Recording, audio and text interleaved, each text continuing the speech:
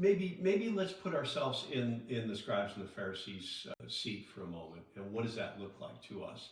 I mean, we got this young upstart who was anyway a nobody at this point, probably pretty close to 3 years in at this point.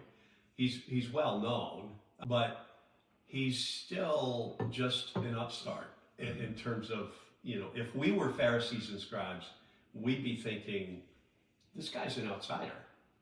He's not an insider. He's an outsider.